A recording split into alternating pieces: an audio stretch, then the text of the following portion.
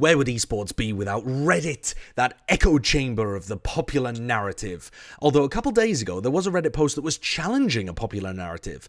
Back off, that's my shtick. So let's take a look at it. This was, for context, trying to dispel the somewhat popular community narrative that Team Heretics looked better without MiniBoo in the team. When paTiTek was in, when Woot was playing duelist, and they went on the run at Shanghai. And this Reddit thread had a clip from the press conference with Riens defending and backing up MiniBoo to put some respect on his name. So let's have a listen to that before we get into things. Domi, MiniBoo is the best duelist in the world. I'm just saying this because he's not baiting like any other duelist. So, like, KD is nothing in this game, in my opinion. If I'm on top, if Woot on top, it's thanks to Domi. He's not baiting. He's playing the game how he should play. That's why we are good as a team. And yeah, that's it. He's the best. Thank you, Enes. So I know that Riens is a fairly soft-spoken guy, but I think you should have been able to get the gist there of what he was saying, which was that, I mean, first of all, he called MiniBoo the best duelist in the game, said that he's playing properly, not baiting, and dispelling kind of the rumor, the narrative, that they would have been better without him in the team. So let's find out whether any of those are true one way or another. And if you get a little bit bored by any stats analysis, feel free to look down there at the chapters in the video and skip forward to something that interests you. There's so many layers to this story of trying to figure out, are Heretics playing properly? Is MiniBoo one of the best duelists in the world? Should you be hard entrying versus baiting your team a little bit more? All of these kind of discussions, super interesting. So let's start somewhere, though, where we can get to some of these answers fairly quickly. Are Heretics better with their full roster, or are they better with the one that they used in Shanghai? So I think we can get to the bottom of that fairly simply. Obviously, paTiTek is their super sub. He came in for kickoff when Woot was too young to play. He came in for Shanghai as well when MiniBoo was doing his exams. Now, with paTiTek in the team, they are 10 and 8 in terms of their match results, and they are 29 and 19 in maps, which is 60% win rate. Now that's good, and don't get me wrong, they did a great job of stacking all of it during Shanghai and going on what they themselves have called a miracle run. That was a quote from benjyfishy at the beginning of this tournament, actually, in a press conference. Now with their full roster, right, so this is with paTiTek, with their full roster, this year they've gone 15 and 3.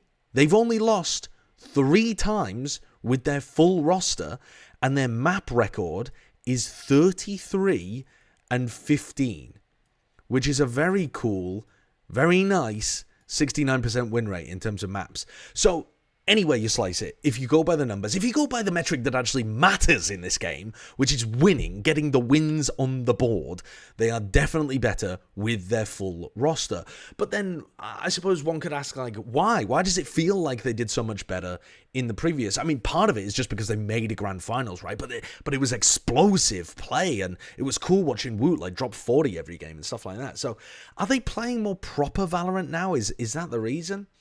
Let's tackle another one of these questions, which is MiniBoo the best duelist in the world?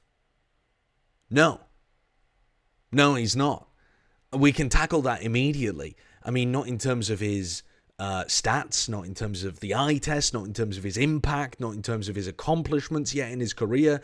In none of these metrics is MiniBoo the best duelist in the world. And I don't think anyone was even arguing that. That's a bit of a straw man that I'm building basically based on what Riens said. Like, everyone's going to call the duelist in their team the best in the world. But I think we can dispatch that one fairly easily. Now, a more interesting question would be, does MiniBoo's selfless entrying style work for Heretics? Is it the best way to play the game? Is it proper entrying?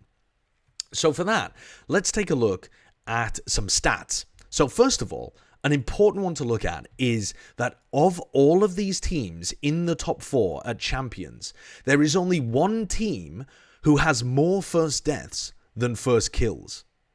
And you guessed it, we're making a video about them. It's Team Heretics. Weirdly enough, they're the only team with an under 50% first kill rate, which is how I'm going to be talking about that. Your first kill to first death ratio, but expressed as a percentage, how often you win that and turn it into a first kill. And it's not just under 50%, it's actually fairly significantly under 50%. It's at 47%, which normally you'd be expecting that to be like a team that's struggling a little bit in a tournament of this caliber at least, which they've had some close games, but I wouldn't say that they've been struggling per se. And this has happened throughout the tournament. This is not just one result that's knocked things askew. You can look at many of their tournaments, many of their matches, many of their maps, and you'll see stuff that's similar to this, where in this game against Gen G, which they won, they have, dude, what even is that? That's like -9 in terms of their first kill to first death rate. And so it kind of begs the question, who's the culprit? Like, why is this happening? And you might just look at, go scrolling through and see who has the biggest minus. You might go and look at who has the biggest first death rate. But I think it's pretty important to look at averages over the course of tournaments, not just cherry pick numbers. And so when you take a look at the averages and you sort them by first death per round, you see that MiniBoo, obviously he's at the top because he plays duelist, but he's also at the top of a lot of other duelists as well. He is actually the 5th highest in the tournament for having high first deaths. And one of the big issues actually with this is that his rate here is also negative. So it's not just that he's got a lot of first deaths, it's that he himself is dying first more often than he's getting first kills. Now, the other people that have played well at this tournament, not people that have been good in the past, there's a lot of people that have been good in the past, but good in this tournament. Buzz played well at this tournament, and he has more first deaths, but he has a positive first kill to first death ratio. You could also look at Kang Kang, who's directly below. Again, he has an even more positive first kill to first death ratio. And if you wanted to stretch things a little bit, you could even look at the comparison to Zekken, who's got quite significantly less first deaths and very significantly higher first kills for a pretty stonking ratio there, actually, on Zekken. So it is unusual to see MiniBoo in a spot like this. It's a statistical anomaly, if you like. Not only is it if you compare to the top of the pack, but actually if you just look at where MiniBoo is compared to any of the top duelist players, like duelists that made it deep in the tournament, made top 6, he's by far and away the only one who has a negative first kill to first death rate. You could try to compare him to people like Icy, who technically has a negative first kill to first death rate, but barely, and he's barely doing any entrying. So I don't think that that's particularly fair. You could try to compare him to Feng Feng, or you could try to compare him to Kai, both of the people that played duelist for Trace. But Trace didn't actually do particularly well during the playoffs. This is from the entire tournament, so this does include their wins too. But yeah, because of the way that they move things back and forth, they kind of split the numbers between them. It doesn't feel like a fair comparison. To me, it is a pretty large outlier that MiniBoo has so much entrying being done, and yet a lot of it is unsuccessful, actually, in terms of the numbers. If you make the comparison to Zekken, right, because he's going to be playing against Zekken, the first round matchup, lower elimination for top 4 or top 3, if you compare Zekken and MiniBoo and look at their stats, it's blindingly different. Let's take a look actually at attack stats, because that's your entrying job as a duelist, to be going in on the attack side more often. So I find that that's pretty helpful to compare. MiniBoo is at a 44% success rate with his first kills. So that means 44% of the time he's getting the first kill, and 56% of the time he's dying first. Zekken on attack is winning 61% of the time. That is enormously different. And by the way, Zekken is in a world of his own at this tournament. So in some sense, an unfair comparison, and yet exactly the comparison that's going to be made in the match between these two guys coming up. So all of that would be bad enough, right? But I don't want to put the blame solely on MiniBoo. benjyfishy actually is also really struggling when it comes to his first kills and first deaths at this tournament. He's actually getting a lot of first deaths compared to his first kills. And it's not hugely impactful because he's not the duelist. He's not taking a large quantity of first duels. But when you look at the defense side, so the opposite side to where they're struggling with MiniBoo, you see that he actually only has a 26% win rate on the defense. Compared to on attack, he's got a 50% win rate. So no problems on the attack side. He's dead even there. But on defense, benjyfishy as an anchor player is getting killed first 74% of the time that he takes an opening duel. That's really, really rough. So let's take a look at some examples of these players. And I'm going to start with benjyfishy because, to be frank, it's less interesting. It's a bit more of a clear-cut case. So let's have a look at some examples from Benji getting caught out in situations. And this is just going to be a fairly simple example. He's trying to defend here. He's over on the box. It's a recall smoke. He gets a little bit caught off. He whiffs the first one, and he ends up going down.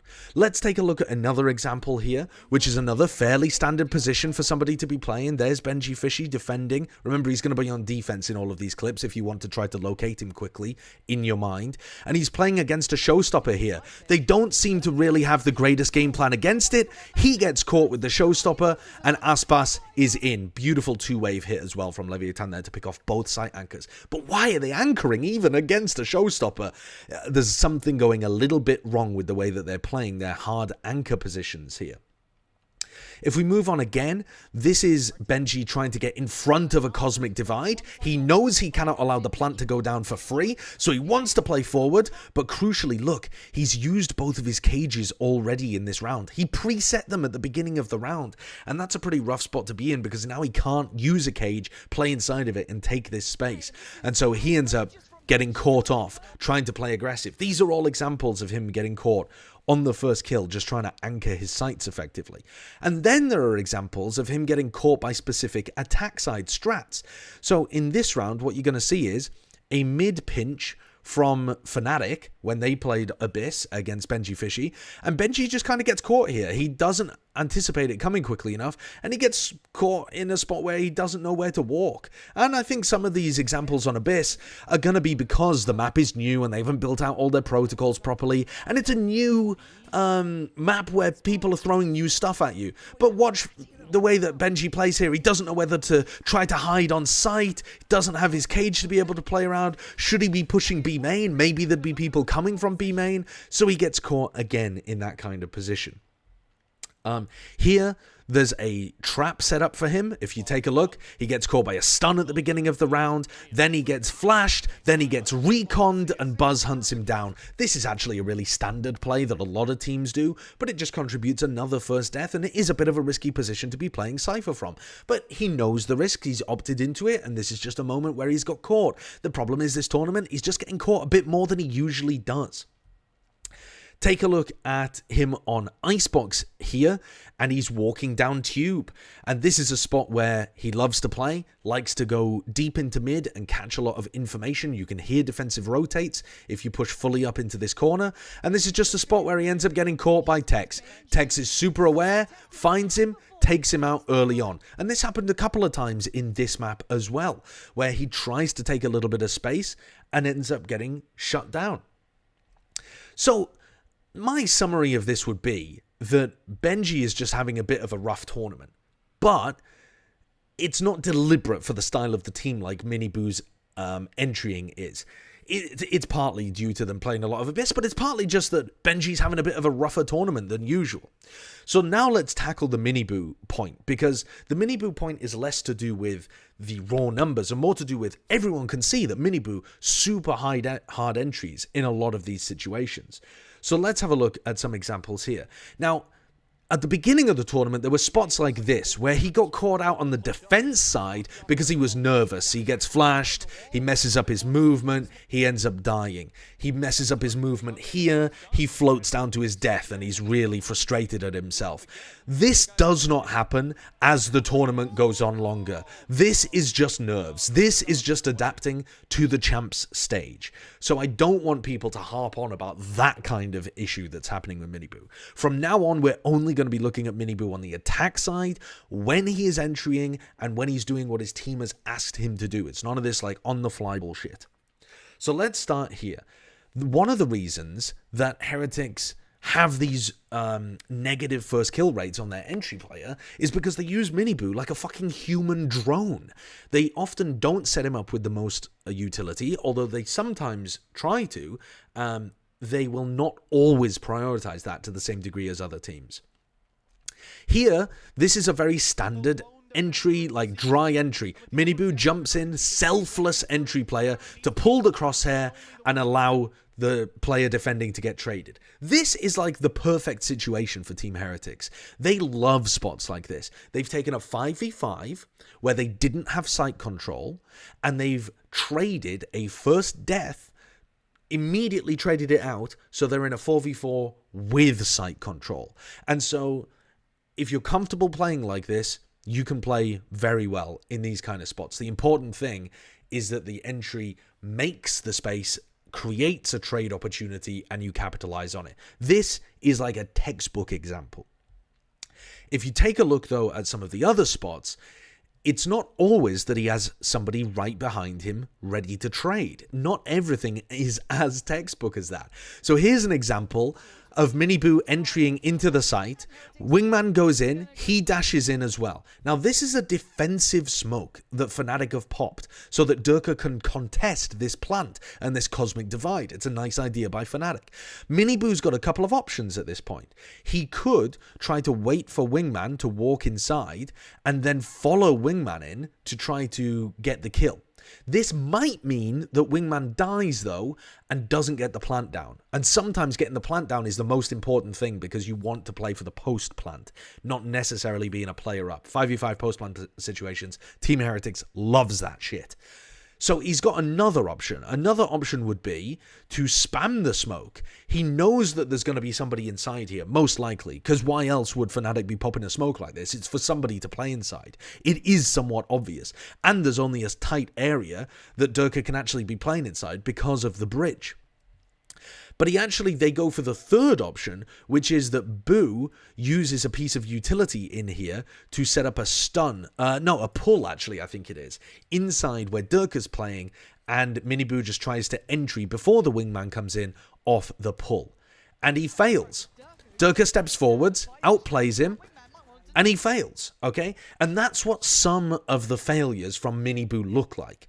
It's him going deep. He is on his own. He either does have a piece of utility or could play in a bit of a safer way, but he chooses the harder entry option. And I don't mean harder as in it's more difficult. I mean harder as in more pure, I suppose. So more often favoring dry fights and stuff like that. Let's move on to another example here where we're looking at them playing on Icebox. So in this situation, this is drone gets broken right at the beginning. Com breaks that drone. Then as they go forwards... Sorry, I said the drone there, didn't I? Recon dart gets broken. But the drone also gets broken. That's why I've got it mixed up. So here, the drone also gets broken before it can clear pipes. Now, if we pause it here, every bone inside Team Heretics' body, especially MiniBoo's body, should be screaming. They've got somebody playing an aggressive angle right now because they've broken recon, broken drone. It feels like somebody's set up, and pipes is a pretty common spot to do that. So if we skip things forward to when they actually go for the exec, because I don't want to waste you guys' time. Where is it? It's here. Okay, so when they actually go for this execute, they have another recon, they have another dizzy. But they actually send MiniBoo in before any of this happens. So this is why I was talking about them using MiniBoo like a human drone. Because actually, I feel like what they do a lot is that they put MiniBoo in spots where he is designed to die and unveil the positioning of the defender.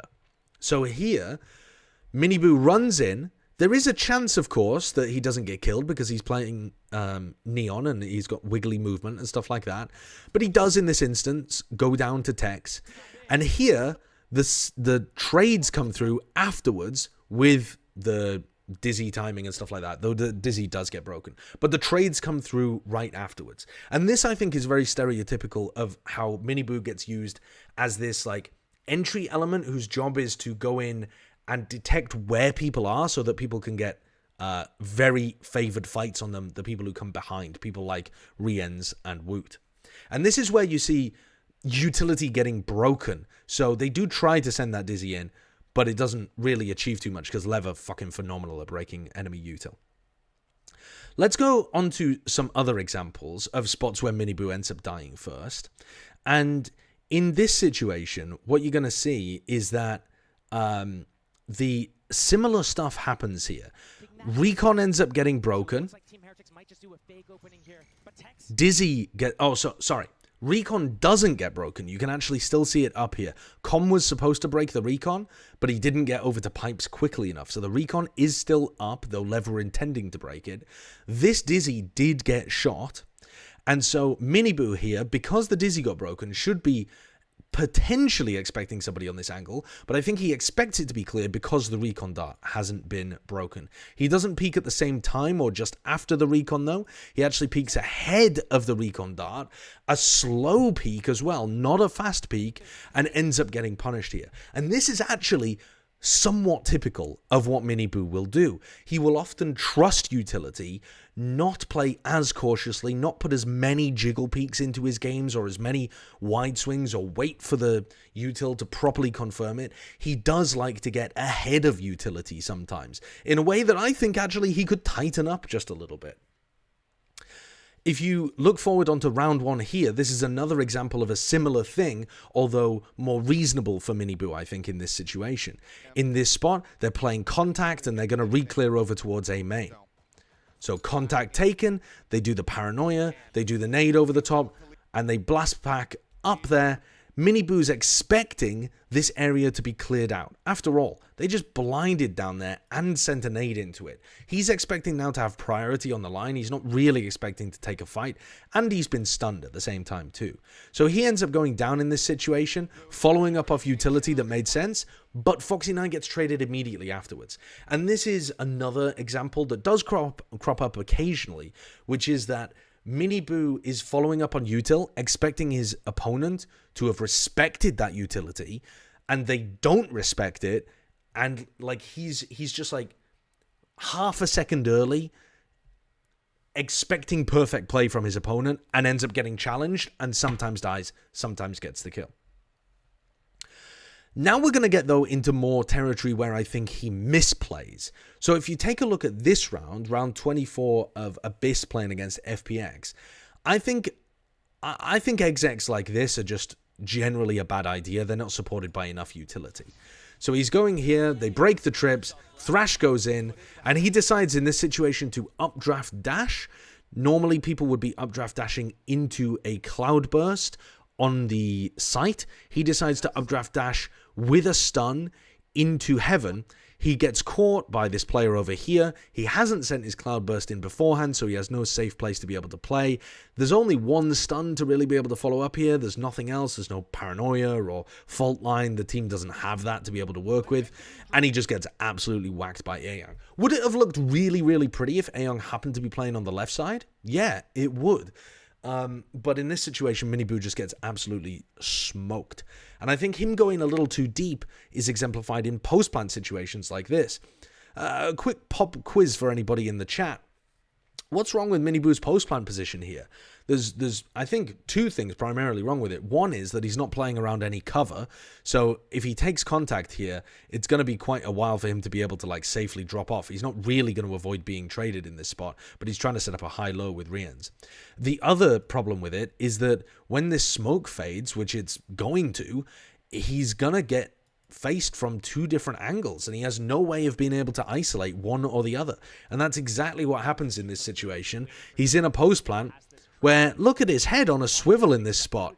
He's forwards, backwards, forwards, backwards. He doesn't know which way to look, and eventually he gets shot in the back. Look at him, head on a swivel.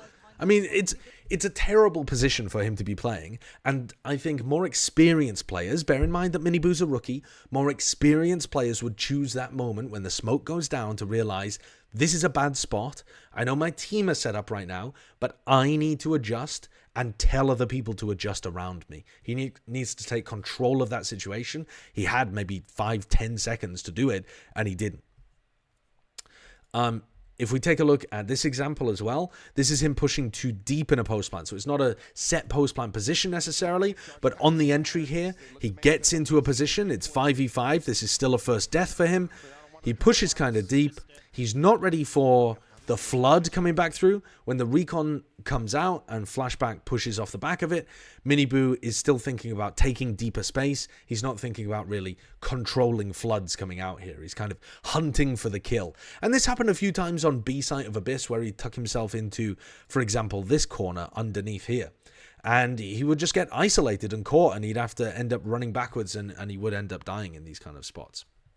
So I think just a little too far forwards in some of these positions without realizing and having the awareness that they're ready to immediately come back through. But I think there's a really interesting question here to ask ourselves, which is, do these first deaths even matter, right? Do first deaths like this matter?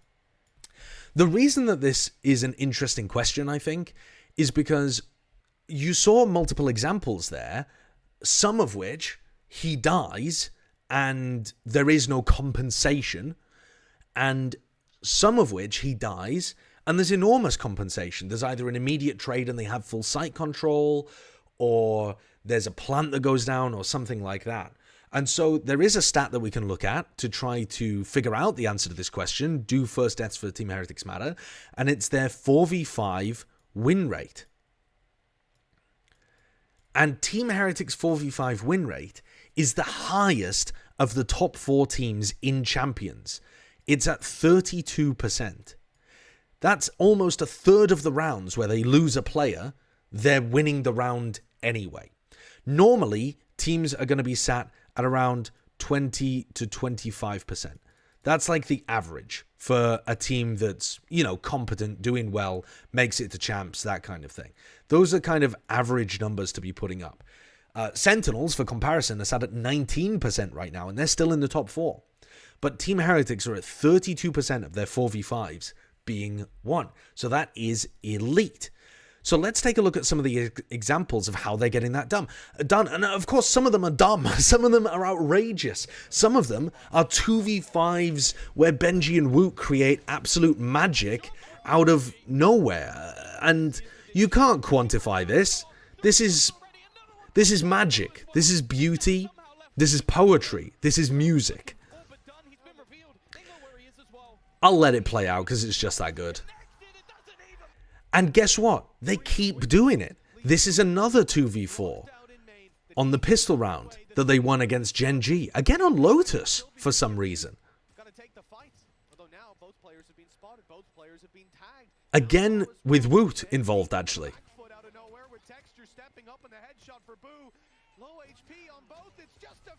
Incredible. Genuinely incredible. And guess what? It doesn't stop. Here's another situation where, again, Benji and Woot win a 2v4 to be able to bring back the pistol round against Team Fnatic. And this one is primarily because Fnatic just give them too much respect. Fnatic are all tucked in their perfect post-plant positions, not even swinging for each other, never contesting the space, and Benji and Woot are back in. It's incredible what these guys are able to accomplish sometimes. But of course, these are the outliers. Not everything is like this. But I'm going to show you another example of something weird before we get into the more normal ones. This is something weird that keeps happening in these kind of situations as well.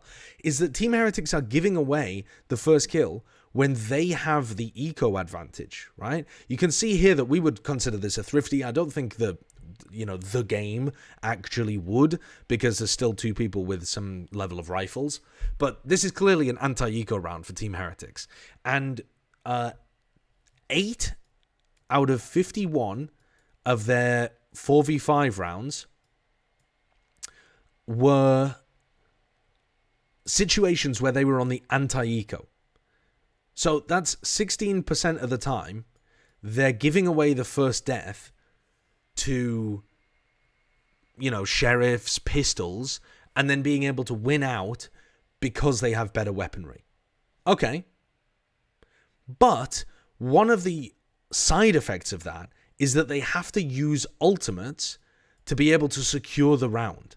So you'll see this as it plays out. We can see how Woot dies first here. There's a trap. Nobody breaks the haunt. They really should have broken the haunt in that situation, but okay. They decide to pivot over. Remember, they have better weapons, and they're going to decide to use an ultimate in this round. And I think the interesting thing about examples like this, which do crop up a lot, though I'll only show you 2 examples of it, is that it doesn't really show up in the stats necessarily, but the weakening, the fact they use the ults in these anti-eco rounds means that they don't have them then for important rifle rounds. And that is weakening Team Heretics. And this is definitely an area, I think, that they need to clean up. They're giving away too many first kills, as far as I can tell, on these kind of rounds. And it doesn't cost them in terms of round win rate, but it does cost them in terms of ults for really important eco swing rounds later on. So here you see they use the lockdown. They've forced Meteor into a bad position. They've picked up an ult orb on re-ends. They've got the plant on re-ends as well. And then they get the pit up. And I'll tell you another thing as well. Rounds like this end up getting very, very close. In almost all of the examples that I looked at, they ended up coming down to like 1v1s, 2v2s, situations like this, where Team Heretics are damn close to losing the rounds.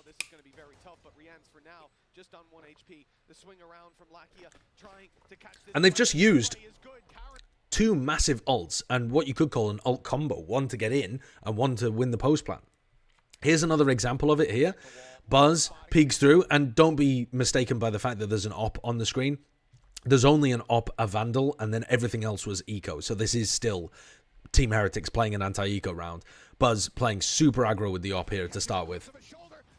He gets the pick, and then Team Heretics take a bit of damage as well, and they decide that they need to use ults here.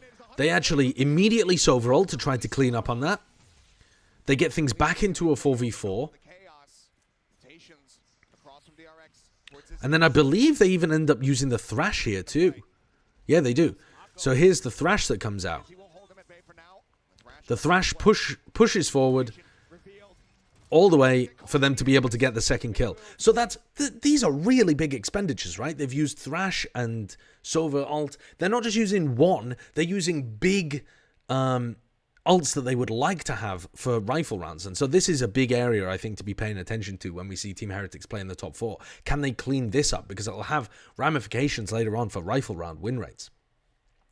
But let's now take a look at those rounds that we were talking about earlier, where it's MiniBoo, the human drone.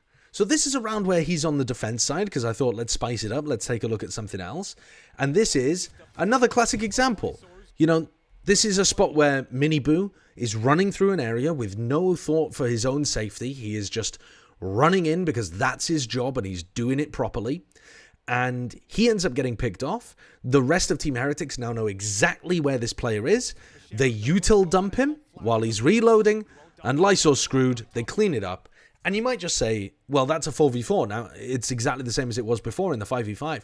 But it's not. It's advantage now to Team Heretics because they have full mid control. They have full info that there's no lurk anymore. They can play a retake, fully focused just on the site without having to worry about anything else going on. Meanwhile, the post plants have to be worried about this potential flank avenue being opened, and they could go back to site. So these kind of situations are the bread and butter, really, Yorkshire accent came out there. The bread and butter textbook stuff coming out. Let's move on to another example, though, where we see a really, really bizarre round. So this is, again, MiniBoo the human drone, but I want to showcase the actual drone is out first, and the actual drone does not see Karen in this corner. So now the human drone comes through. And I'm so perplexed as to what MiniBoo's decision-making was here. I really don't understand it. There's a cosmic divide across the site. I assume he thinks it's completely clear because the drone didn't see anything. but he doesn't try to updraft dash. He doesn't even try to dash. He just pops it, like procs it, ready, and then kind of slowly floats into the site. It's super, super weird. I don't really get it. And he ends up being a very easy first death here. But this gives away that Charon is in the corner, and the Dizzy and the Recon, actually, these are both important tools to look at. Obviously, you can see the Dizzy hit onto Charon, but the Dizzy also goes past the Cosmic Divide into backside to sync up with the Recon Dart. So this wave of utility is not synced with MiniBoo actually getting in through the choke point. This wave of utility, and this is often the case with Team Heretics, is synced with the traders. Is synced. It might be as well supposed to be synced so that MiniBoo could dash through the Cosmic Divide. It might be for him, but it's also beneficial here for Team Heretics to be able to trade out this player that's in the corner. And they do so. They collect everybody else that ends up coming through the Cosmic Divide as well. And another fairly textbook round of MiniBoo being used as the human fucking Sova drone.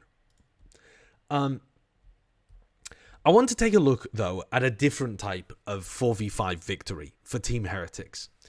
And this one is where they're challenging the idea that first kills are the most important thing in the game. And just to take a moment to go on a bit of a tangent here, one of the reasons why people have loved talking about first kills and analyzing first kills in Valorant is because if you're up 5v4, teams tend to win about 80% of the time. Now, it's not exactly that, but let's just put that as a rough number. If you're in a good post-plant situation, people tend to win about 75 to 80% of the time as well. It's actually very similar. I suppose I should call that 75% to 80% as well. And also, if you're in an anti-eco, in most metas, you tend to win about 90% of the time, right? So only 10% of the time do teams end up getting ecoed. So what that means is that you've got your economy. Okay, you can't really control that as a primary thing. You've got your post plant, which you can control by trying to have really good execs, but there's probably going to be people waiting there to fight you. And so the thing that becomes the most kind of tangible that you can affect as a team and try to set yourself up for well are these 5v4 situations. But we haven't really done very good analysis as a community in terms of how these interact with each other. We've seen earlier that when Heretics are up in a when Heretics are in an anti-eco, they've still been able to convert a lot of those, even 4v5. So one team has a 5v4 advantage, the other team has an anti-eco advantage. We've seen that for Team Heretics, the anti-eco advantage does tend to win out, although they're having to use ults in those situations a lot. Here's where I want to talk about the interaction between these two things, about the plant advantage of getting the plant down and the 5v4, because Team Heretics will often find themselves winning spots where they either get the plant down, even though they're 4v5, or when they are plant denying, so denying the other team from getting the plant, even though they're 5v4. So let's take a look at some examples of how those two advantages interact with each other. In this example, Team Heretics are trying to pressure the plant so that they buy time for rotates and, if possible, deny the plant entirely. So let's have a look. Meteor's going to entry onto the site here. He takes down Boo. This gives them full information that it's a proper site exec, and benjyfishy manages to find a kill off the trap as well. So what's important about the way that Team Heretics play this is that they're not just playing full retake setups. If you play full retake setups off-site, it's more difficult to figure out exactly when you're supposed to be rotating. The rotates are slower because you don't slow down the plant. So it's quicker for them to be able to get the plant down, quicker for them to set up into post-plant positions. You end up playing a very slow set retake, which is not as effective. Here, because Boo contests, this plant is going down a little later. And because benjyfishy's got the pick, you see that this kill that then happens, Meteor flashing in to put this pressure, This kill ends up getting traded. So this Woot is a rotator who's had time bought for him to be able to come over, trade the kill onto Meteor, and as you can see, in the meantime, Riens has been able to get the kill onto the player planting. So by trying to contest and by being willing to put that first death on the line, Team Heretics have found themselves actually up 3v2.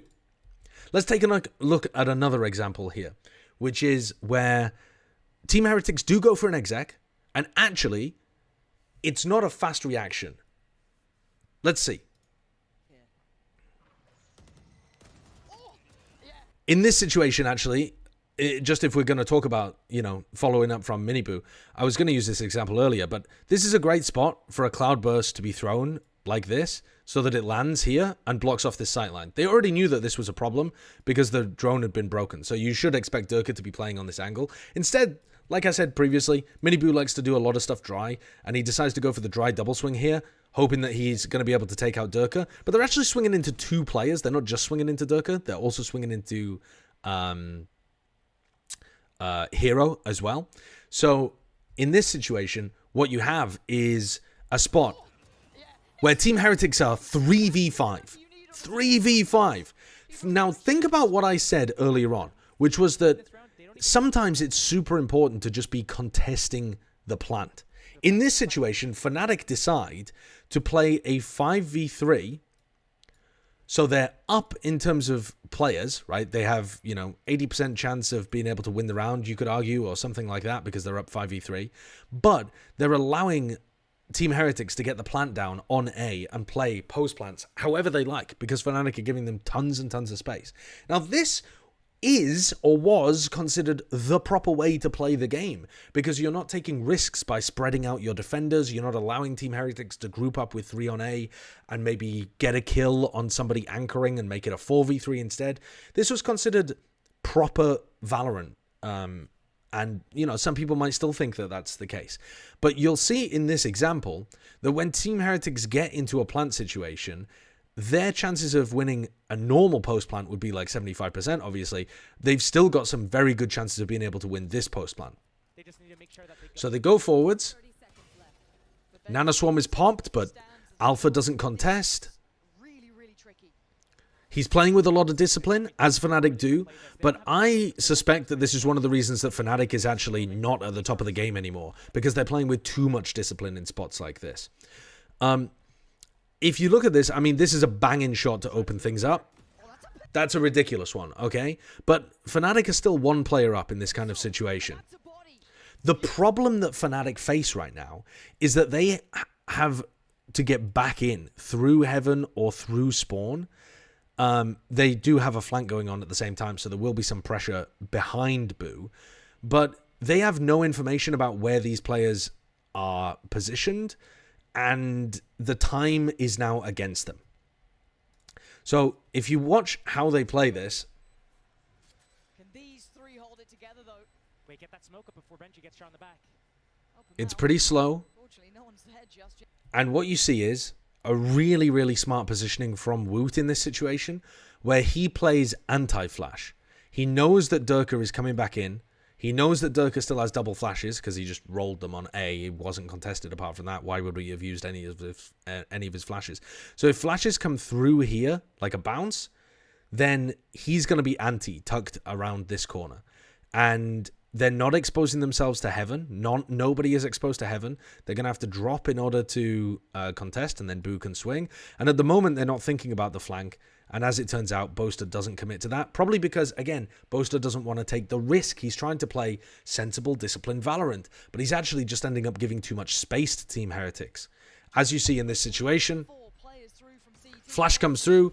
Perfect anti-flash being played from Woot. He instantly catches Durka before he can even land the entry. Hero doesn't feel confident enough going for the trade. The thrash is gained off the back of the kill. Benji now has enough time to be able to kill Boaster, and it's all fallen to pieces. Heretics favoring planting and playing post plants. Woot can even throw himself into the pit because they've just won the round already. And look, Fnatic way too slow on that retake attempt. Team Heretics with the time on their side, able to win the round fairly easily. This is another example of something fairly similar, where we'll see a situation where things trade out into a 3v3. Now, technically, Woot is the first death there, but it gets traded into a 3v3 scenario. And what Team Heretics are favoring in this spot is just going for the plant. They do lose another player here as well, so they're still down a player. You know, it is technically a first death, but it's also literally down a player as well. But Boo just teleports over to B. They get the plant off. There's a neural theft, so it would be difficult for them to do something else. And what's important when you look at Team Heretics is they almost always try to plant on this side if they can. They love planting in this spot. It's optimal. It allows you to play post plants from this side a little easier. It allows you to play post plants from the spam from any angle you'd like to swing from. And you see them just play an extremely good player disadvantage post plant here. You tell me which team feels like they're favored in this round. You know, they don't even know that Rienz is in this spot. He's going for a post plant flank. It's planted for him at market too. That's another great advantage of planning on the left side. Rienz gets the kill. They don't know whether Boo's on site, off site. It's perfect for Rienz to play off site post plants. Boo goes for it. He kills both of them. DRX having to check every single spot. You tell me who looks more favored in that situation. The team with the player advantage or the team with the post-plant advantage? Especially when they're being given so much space, right? And it's not a pressured plant. Some of the other situations, though, where Team Heretics are winning 4v5 are spots where it's kind of a trap. Like, the big picture game plan is to allow that to happen. So here, you could analyze this as another one of benjyfishy's bad opening first deaths. He gets caught by a showstopper, and he dies. I mean, that's fairly clear cut, right? Like, he's not far enough away from the showstopper, etc., etc. But actually, what you see followed up here is that Boo has been holding B main control the whole round. They're expecting the showstopper engage into C, and Boo now throws out the Nightfall behind them. He catches almost everybody in it, if not everybody, and then he just opens the door and shoots them all in the back. He gets a 3k. So, in this context, the first death, it's immaterial, to be honest, isn't it? Because the point of the round that Team Heretics were trying to set up was this play at door, was a pinch in mound. They were allowing FPX to overextend themselves to present their back to Boo so that Boo could capitalize. In some sense, Benji is like a little piece of bait on a stick. On a string. He's a carrot on a stick. I don't know where I'm going with that. But that's the point of this kind of round. Would it have been more optimal if Benji hadn't died and had escaped? Sure. But that's not the point. The point is that FPX were baited into this. Another situation in which Team Heretics are able to create situations where they can win even in 4v5s, and actually even in 4v5 thrifty scenarios with this round, is that they force the fight on the other side of the map. So MiniBoo is going to entry in this round, and again, it's another spot where I wish he'd used his Cloudburst, and I don't think his jet utility is actually that top tier, but he does end up getting caught by a recon dart, a very standard recon dart, lights him up, he dies. That's not what I want you to pay attention to. I want you to pay attention to this side of the map, over towards A, because as soon as MiniBoo dies, Boo takes this timing to go aggressive. Boo's the IGL, he knows in his head, okay, as soon as this round gets messed up, I need to try to equalize quickly. So when MiniBoo dies, instantly Boo goes forwards, he tries to find his timing, and he does. He gets it onto Karen. And now MiniBoo's entry has pulled all the rotates to B, and now he's been able to get in onto A and open this side of the map up for his team. Another advantage situation, because now it is a 4v4 with map control. It's just different to trading out the player. And obviously a lot more difficult to pull off, because Boo just has to win the lurk. But you can apply this to team fights as well. So in this situation, benjyfishy gets pressured here at B. He gets prowlered, he gets showstoppered, and he's going to be saying to them, like, guys, they're like double, triple pushing me at B here. Go A, go A. So they're set up to go A. They react very quickly, and this is where the individualism of Team Heretics works out, because they get the trade kill. Not the trade kill, the entry, sorry. Even if they hadn't got the entry, though, you know, MiniBoo probably would have traded it in that spot.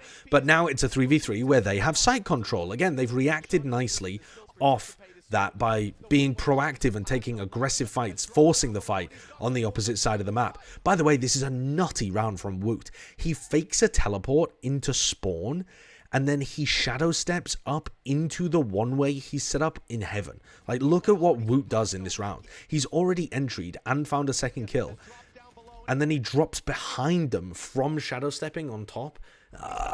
What the hell? He's actually a fucking maniac. He's a maniac, man. He's so good on Lotus, even if the stats don't necessarily say that. Okay, so one of the other things, and one really important final point to look at, is that Team Heretics are proactive when they're down a player. And this is the most standard thing that you'll hear in ranked and stuff when you're down a player, is that you're down a player, you've got to take risks.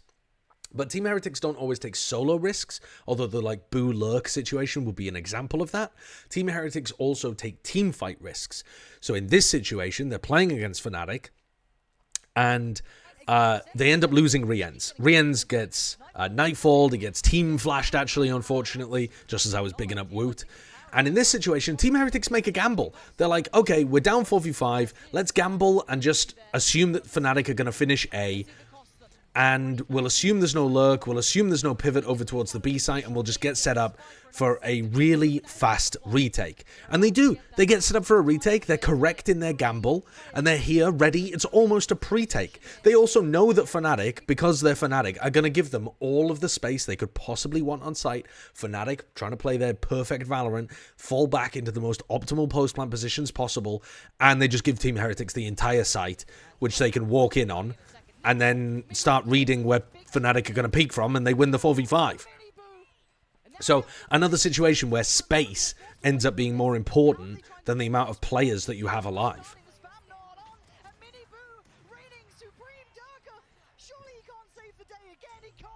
So, now let's take a look at a similar situation here when they were playing against DRX. So, here, Buzz gets the entry onto Boo. Immediately, because they're on an eco and they're down 4v5, they just gamble. This is a B hit, this is a B hit, let's just rotate. So they're already over here, but there's an ult command going on. They can't use any plant denial utility. Foxy9's pretty good about that, although I suppose they do manage to get off this overall. Pit being used as well. I mean, if you pause the round here, right? Dude, this should never be a loss for DRX. They are 5v4. They have a pit, they're in post-plant, like how many more advantages can they need? But they've missed out one very crucial thing, which is that Team Heretics now have all of this space. All of this space belongs to Team Heretics, because there is nobody from DRX that's going to be playing outside of the pit. So, as you see here, Heretics just mop all of this up. I suppose Buzz does shoot once, but he ends up just getting run down by utility. Even in a 3v5, Buzz gets run down by the util. Woot is killing off at the back of his own initiator utility, manages to get 3 kills out there, puts it down to a 2v2, and these DRX players are claustrophobic. They've got no room to be able to maneuver. They don't know which direction they're going to get peeked from. Another situation where Heretics are able to win a 4v5 because they're proactive and because their opponents give them enough space to be a menace. Now, I've ended on that final point very deliberately about space, because the one team that Team Heretics has not been able to win 4v5s against was Leviathan. Leviathan 2-0 Team Heretics, and one of the crucial differences was that their 4v5 win rate went down to 20%, which is on the low side of average, if you remember back to what I was talking about earlier on. So they've gone from being an elite 4v5 team against everybody else to being a average to maybe below average, a mid team against Leviathan. So what is the difference? The biggest difference, as I saw it, is that Leviathan contests space rather than dropping back into post-plant scenarios. So in this situation, Tex catches benjyfishy pushing down mid. I told you that had happened a couple of times in this map. And now, Team Heretics, they're in a 4v5. But Lev are going to continue playing aggressively. And I don't just mean to get onto the site. I mean, if you think about how DRX played that previous post plant, Lev are almost the opposite, all right? So Tex is still trying to fight aggro, and he's fighting from yellow deep into Snowman. King backs up a little bit. Com backs up a little bit as King swings back out. Aspas is fighting. King fighting. Tex fighting. Look at how much space they're contesting here. Look at this harbor wall that they've got down. And Aspas is positioning here. This is not a passive, safe post plant, even though they were up in a 5v3, actually, at the biggest point of this. They are still contesting space because it's more dangerous to not do that. It's more dangerous to fall back and play cautiously. If you take a look at another example here on round 7, you'll see that as the plant goes down, Leviathan are already planning to play aggro in the post plant. They recon over towards screens. They throw out the Reckoning immediately as well. So they've got aggro recon screens, aggro Reckoning as well. All of this allows them to play aggressive post-plant position, controlling screens, controlling heaven. And this is the first kill that's about to happen here. Boo rotating, dying to Tex. So this is not just when they're up a player, but just the general nature of how Leviathan play aggro in these situations stops Team Heretics from having the space they need to pull off these 4v5s.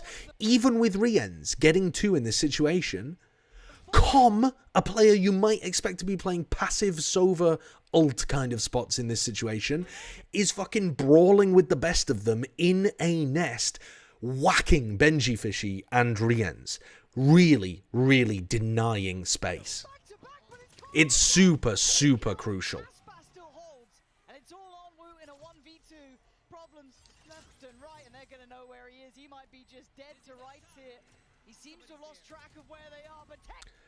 One of the other things that they're really good at too is holding for the reaction. So when benjyfishy goes down in this clip, we're paying attention to Boo on the other side. Remember that clip that we looked at earlier, where as soon as one player died, Boo activated his lurk on the other side of the map? Watch how ready Aspas is. First kill. Boo tries to make a play. Apologies, I said Aspas, it was Tex, but they were both in that situation. They're super ready for it. They know that timing, and they shut it the fuck down. So that no space, no lurks, no bitches. I mean, what are you supposed to do out here as Team Heretics in your 4v5s? You're just losing them. Here's another crucial aspect as well, which is that Leviathan had playmaking even when they were in 5v4 situations. In this spot, Lev get a free kill onto Woot just by being super diligent, clearing that situation. So it's a 5v4. They need to get into a post-plant spot. And they're in. Oh, they should be in. So they're in. They even breach ult actually the flank to make sure that they can't be pushed, because I think they're worried about that same anti. You know what I was talking about with Boo trying to open door and peek them from this side, because we saw it in a previous example, right? But what I want to draw your attention to now is the fact that for a lot of teams, trying to get the plant down on the C site would just be the objective. Plant C, play post plant. You're in a 5v4. You don't need to take another risk. But Leviathan are proving our knowledge of Valorant incorrect, because they decide it would be actually risky to just try to play an advantage 5v4 here, because we'd be giving too much space to Heretics. They would have space to be able to spam from Waterfall and deny plant. They would have space for MiniBoo to be able to engage and plant deny with his showstopper. So look at what they do here. They're in a 5v4 scenario, and they continue to push aggressively. They aftershock onto spawn to try to deny some of this space, and they double swing into Waterfall with 2 players. So they take a 2v2 in Waterfall, while Aspas watches this with an Aftershock as the plank goes down. This is really, really nice from Leviathan. You're gonna get that spike planted. The ult comes through, And does that? MiniBoo whiffs it and dies, and because Lev are the ones swinging in Waterfall, they trade out effectively. So they take a situation which Team Heretics wanted to try to win as a 4v5 by plant denial. So this was supposed to be one of the classic 4v5 plant denial Team Heretics rounds. And instead, what they did to it was they rewrote the whole script and decided, even though we're 5v4, we're still the team that's going to be proactive. We're going to push the fight to you. And they fucking destroyed them. It's now a 4v1 and the 1 player's on the other side of the map. Like, there is no hope in this round for them. It's fantastic stuff. In this final example that I'm going to show, and then we'll wrap up the video. Be really strong for Aspas to pop This is round 23. You saw this before. now. Popping that drone, they're gonna follow up with. But it gets a little bit scary again. And what we're going to look at in this spot is On the dizzy, on Attackers. That Viper wall can isolate them. MiniBoo goes through. X needs MiniBoo ends up dying. pocket to play in. They try to win this round. They're in a 4v3 scenario, so all of the trading aspects of it have worked for Team Heretics. This really, really looks like another round where Heretics have managed to trade out MiniBoo, the human drone, and win a round. Except that what's happening on the flank is these 2 players have cloudbursted off the turret and they're in behind. So they're already making plays of their own to try to equalize this. Heretics are going up against a team that's willing to be more proactive even than they are. So this turret, even if it was active, which I'm not 100% sure about, got smoked off. Left and right, but Com needs to show presence, and he does. Com does a good job getting one, and then Aspas is in behind. Backlines is Aspas, good trade for King gets a very free one here as well. this guy And it's over. is cold. Takes away Benji. A spot where Team Heretics should have been able to have site control. They ended up not having site control, having it ripped away from them again because Lev are contesting on the flanks, taking space away from them, denying info by smoking off the turret as well. So, at the end of all of this, the reason why I've brought up EMEA kickoff here is because I wanted to finish with this question. Is this style of play that Team Heretics have optimal? I think a better way of phrasing that is, it's one way of playing Valorant. And when MiniBoo is on fire, like he was here at kickoff, it does look a bit unstoppable. Because you're sending MiniBoo in like a human drone, but he's also getting the first kill a huge amount of the time. So when MiniBoo's form is outrageously good, it looks like an incredible way to play the game.